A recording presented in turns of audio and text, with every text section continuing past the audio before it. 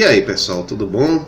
Passes aqui de novo para mais um episódio do canal Alpine Eventos, mês dos quadrinhos, e o mês dos quadrinhos prossegue agora nesse mês de maio. Como vocês sabem, quadrinhos é um assunto muito extenso, então um mês só não dava, né gente? Então a gente decidiu dar prosseguimento, né, à história dos quadrinhos, né, no mês de maio. A partir de agora a gente vai abordar a Era de Prata e a Era de Bronze e vamos até a década de 90, final da década de 90, início dos anos 2000, e no final do mês a live do Alpine Eventos com o tema quadrinhos novamente, dessa vez abordando os quadrinhos atuais dessa época onde a gente está. A gente vai fechar o tema quadrinhos com a live e espero que todos estejam bem, beleza? E vou fazer agora aquele pedido que eu sempre faço: dá aquele like legal aí ó no vídeo, se inscreve no canal, compartilha para os seus amigos. O tema quadrinhos aí do mês de abril e de maio vai estar muito legal, né? Eu espero que vocês gostem e vamos pro vídeo.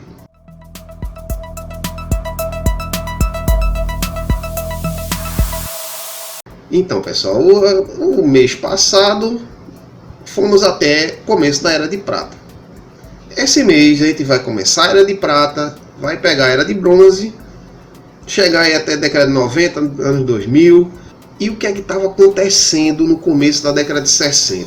No começo da década de 60 a gente já deu uma pincelada nela, assim, o comecinho assim, da década de 60 no episódio passado, e a gente viu que é a década em que começam a aparecer os nomes mais conhecidos, né, dos personagens, dos autores, dos desenhistas, editores.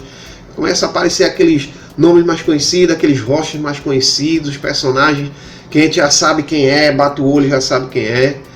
E vamos lá, no ano de 1960, o que é que estava acontecendo? Surgiu um personagenzinho que acho que poucos conhecem atualmente, né? Atualmente poucos conhecem, mas a galera um pouquinho mais para trás aí sabe quem é.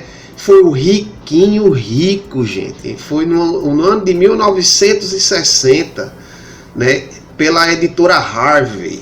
Foi o ano que surgiu o personagem Riquinho Rico aí, que teve aí um live action, né, com Macaulay Culkin como personagem título, e teve uma série animada também com o personagem, né? E o personagem Riquinho Rico, aquele garoto que é milionário, ele tem de tudo, né? E envolvidos aí muitas aventuras com a sua amiguinha Glorinha, a sua mordomo robô, na verdade é uma criada, não é um mordomo, né? A sua mordomo robô aí.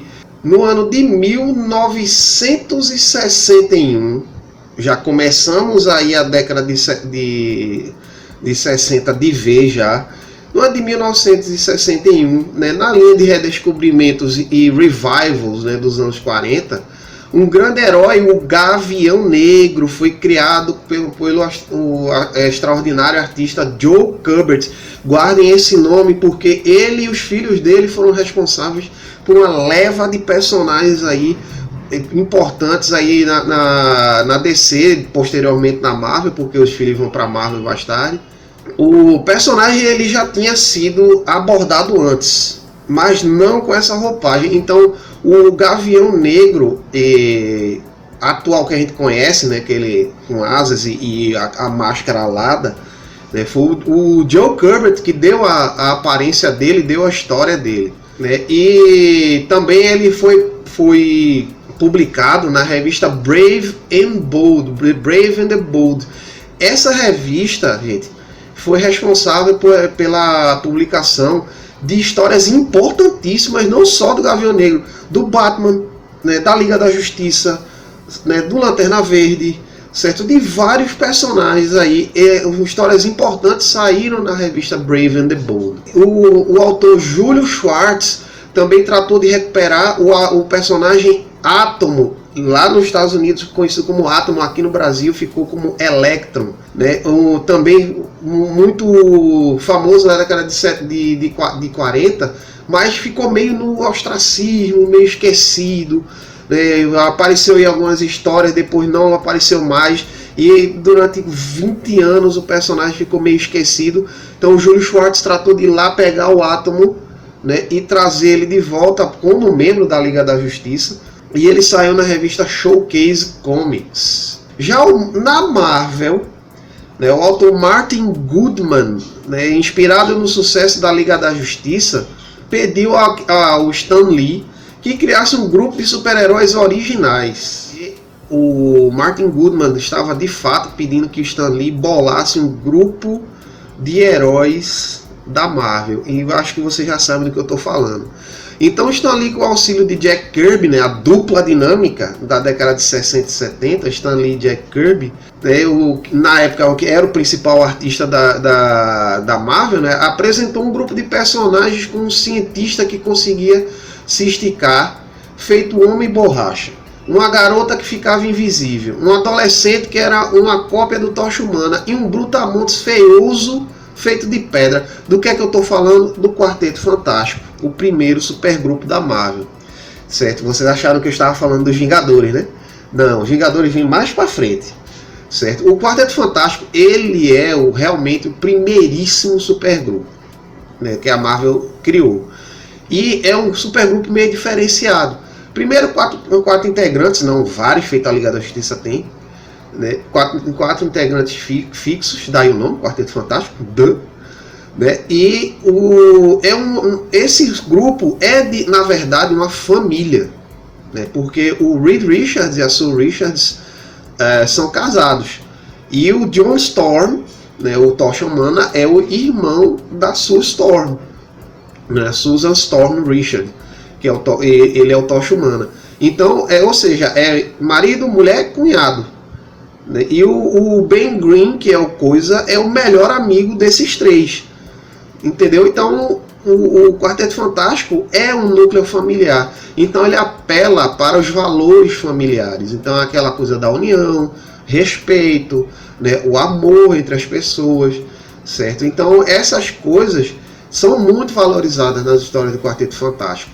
Então ele já estreou com revista própria em 1961. E a novidade é que eles também não eram perfeitos, né? Enquanto a DC trazia heróis perfeitos, né? Não erravam nunca, não cometiam erros, né? Não falavam palavrão, né? Não tirava meleca do nariz. Então era gente muito perfeitinha. Esse grupo não, ele tinha problemas pessoais, né? Que é uma marca registrada da Marvel, né? São heróis que são humanizados, eles têm defeitos, né? Eles têm problemas pessoais, eles têm conta para pagar. Muito ao contrário, tinham muitas das fraquezas humanas e sofriam de problemas que tinham muito mais a ver com pessoas comuns do que com heróis. Então são coisas que são sempre abordadas, tipo os Tocha Humana e o Coisa são melhores amigos, então como melhores amigos, um prega peças no outro. Na época, no caso, a garota invisível não era ainda a mulher invisível. A garota invisível, ela meio que ainda bebia daquela historinha de donzela em perigo, então ela sempre era o membro mais fraco, né, do grupo. E prosseguindo, né, foi em 1961 que foi criado o Oscar dos quadrinhos. Ainda não é o prêmio Will Eisner, tá, gente? Ainda não é o prêmio Will Eisner, não. Tá? Eu estou falando dos Alleys. Esse prêmio tem esse nome devido ao personagem Alley-Oop. Então eles pegaram esse personagem e tiraram o nome Alley para dar um nome ao prêmio, né? E logo no primeiro ano, né, de entrega do prêmio, né, como é que se diz? A Liga da Justiça ganhou como melhor história, e o Lanterna Verde como melhor herói, né, e a Flash Comics número 123 ganhou como melhor quadrinho, tá? E já em 1962, né, o ano de 1962 ele foi marcado pelo início da seção da Marvel Comics, que juntamente com a DC foram responsáveis por trazer de volta a onda dos super-heróis. A resposta dos leitores à revista surpreendeu, né, as próprias editoras, porque as histórias começaram a apelar, né, ao público que elas desejavam. Então o público estava consumindo muito, né? Era assim um reacendimento do fogo dos quadrinhos, daquela febre dos quadrinhos estava voltando. Então as novas gerações interessadas nos comics não apenas os liam, mas como mostravam seu interesse em escrevendo para as editoras. Era o surgimento da coluna dos leitores, gente. Então, se você pegar quadrinhos até mais ou menos na década de 90, aí eu acredito que hoje em dia ainda tenha, né, a coluna dos leitores, vocês vão ver leitores escrevendo para a redação, né, dos quadrinhos, os editores respondendo essas cartas. Então vai estar aparecendo o texto das cartas, né, na coluna de leitores e a resposta dos editores embaixo. Então era uma forma dos próprios leitores interagirem com a redação, né, mandando sugestões, fazendo reclamações, fazendo perguntas, tirando dúvidas sobre aquele ou aquele outro personagem. Então Jack Kirby e Stan Lee, né, criariam para a Marvel um outro super-herói, o Incrível Hulk. Foi no ano de 1962 que surgiu, né, o Gigante Esmeralda, né, e pesquisando um pouco no passado, Jack Kirby e Stan Lee trouxeram de volta Namor, o Príncipe Submarino.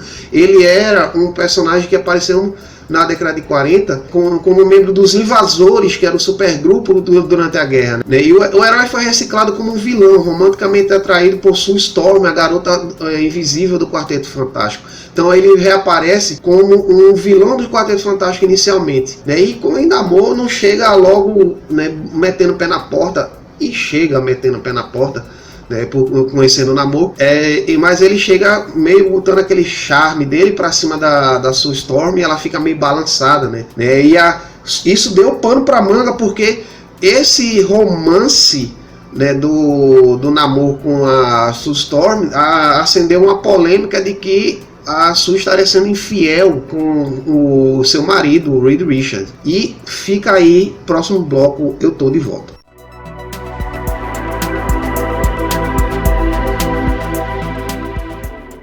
E dando continuidade, em 1962 também o Quarteto Fantástico ele ganha o prêmio da Academia como melhor história, enquanto a DC, né, deu ao Atom uma revista própria, levou outros prêmios, né, como melhor personagem, como eu já citei, né, o Lanterna Verde, né, e agora vamos para o ano 1963.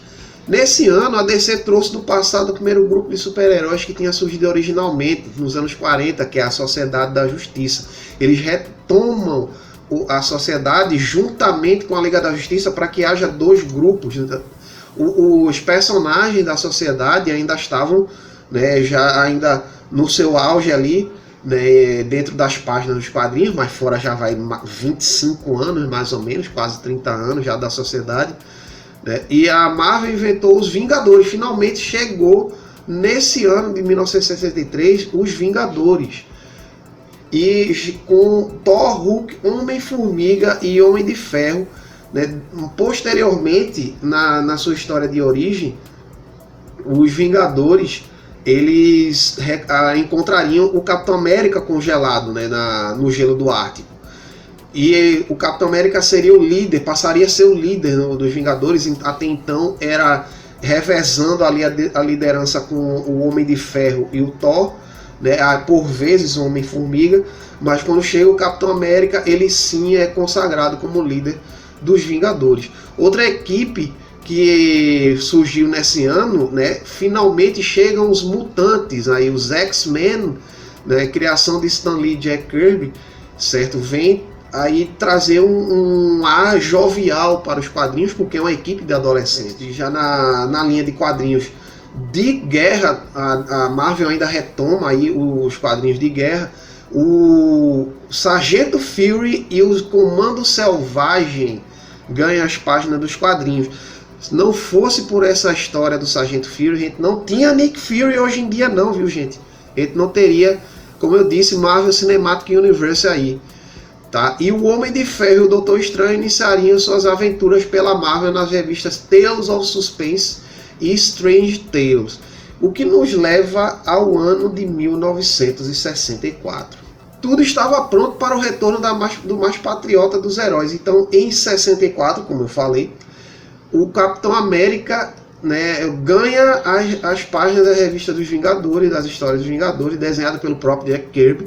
né? O Jack Kirby retoma o personagem, ele desenhava, né, o personagem 20 anos antes, e ele retoma o personagem, daí volta aquele traço, né, caricato do Jack Kirby, o Capitão América com queixão lá, assim, né, aquele queixo quadrado dele, né, e em 64, pela primeira vez, o poderoso código de ética, né, o Comics Code Authority, foi contestado, né, pelo James Warren.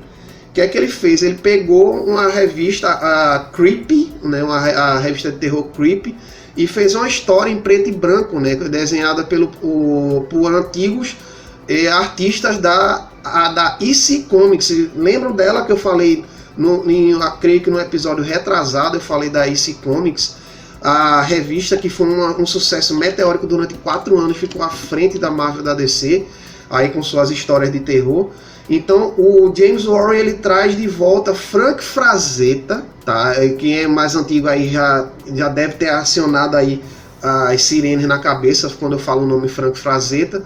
O artista Reed Crandall, George Evans e Wally Wood para desenhar histórias da revista Creepy, tá? Então são histórias que são muito gráficas em termos de violência, tá? Em termos de gore, né? Em termos de terror, porque esses artistas, eles desenham com uma qualidade, né, que é surpreendente, parece realmente um filme de terror, certo? O que nos leva ao ano de 1965. Em 65 as editoras deram ênfase à recuperação de velhos heróis, retornam aí as páginas, heróis que estavam lá meio que esquecidos desde a guerra, tá? desde a década de 40.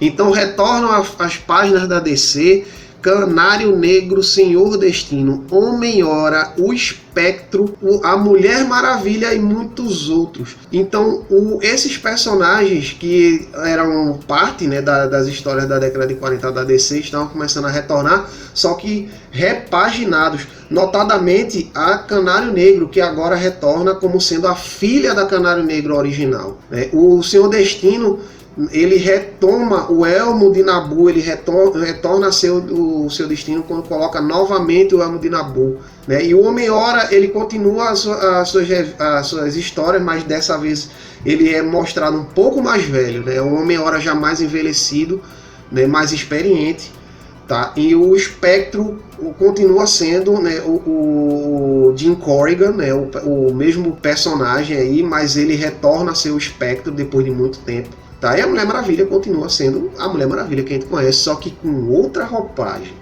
né? Ela é agora, dessa vez, a Mulher Maravilha na década de 60, ela não é apenas uma historiadora especializada em história antiga, ela agora retorna como uma oficial da Força Aérea Americana, tá? Então já dá aquele empoderamento mais aí no personagem, né? Ela não é simplesmente uma curadora de museu. Das grandes editoras, somente a Marvel apostava em novos heróis, como os Novos Vingadores. E aí, em 1965, é que chegam os heróis Gavião Negro, o Mercúrio e a Feiticeira Escarlate, né, os irmãos, que eram da Irmandade de Mutantes, né, visto que um ano antes, 2 anos antes, mais ou menos, os X-Men surgiram, né, então a Irmandade de Mutantes de Magneto também surgiu juntamente com os X-Men. E só que agora é a história que também gerou polêmica, que é 2 vilões que se tornaram heróis e são aceitos pelos Vingadores. O mais significativo novo herói apresentado pela Marvel em 65, minha gente, finalmente chega o Surfista Prateado. Talvez o herói mais atormentado da Marvel, porque ele é dotado de uma poesia, assim, as histórias do Surfista Prateado são muito filosóficas, muito poéticas, com muitos questionamentos, né, morais ali nas suas páginas. Não é um herói que sai distribuindo bordoadas somente, né? É um herói que ele faz o leitor pensar, né, principalmente sobre a vida, sobre as próprias escolhas, se aquilo que ele está fazendo é correto, se não é.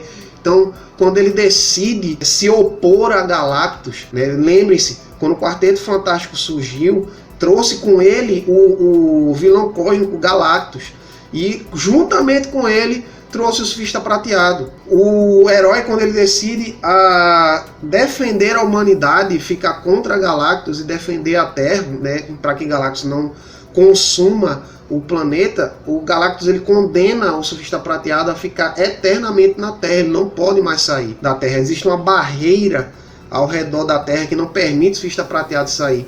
E isso, os próprios humanos eles não compreendem, né? Inicialmente o surfista prateado acho que é um invasor que quer conquistar a Terra. E ele fica eternamente na Terra fugindo, né? Ele evita aparecer para as pessoas, porque as pessoas acham que ele é um inimigo. Então o Quarteto Fantástico algumas vezes já enfrentou o surfista prateado, mas tipo enganadamente, né, gente? Ele achando que ele era um espião ou algo assim que Galactus tinha deixado na Terra. Aí entram em combate com o surfista prateado, até que ele vai explicar que ele também é uma vítima de Galactus. Aí rola muita história, mas finalmente o quarteto consegue compreender que o surfista prateado não está ali para conquistar, nem para destruir, nem nada. Ele é tão vítima do Galactus quanto a humanidade seria. E chegamos, né, ao final de 1965. Esse episódio a gente vai abordar a primeira metade da década de 60. Porque se eu for falar de toda a década o episódio vai ficar facinho com 40 minutos aí de duração. Próximo episódio nós vamos abordar 66 a 70. Fica comigo, até daqui a pouco.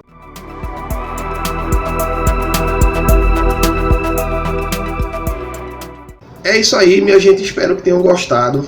Eu tive que fazer esse episódio um pouco aí apressadamente, porque são 5 anos que eu tive que falar da década de 60, né, os 5 primeiros anos. E então se eu fosse me estender bastante assim, falando dos personagens, né, e das histórias, dos acontecimentos, o vídeo ficaria muito longo. Eu estou tentando evitar que o vídeo se estenda demais, tá, para que não fique cansativo até para vocês mesmos assistirem, certo?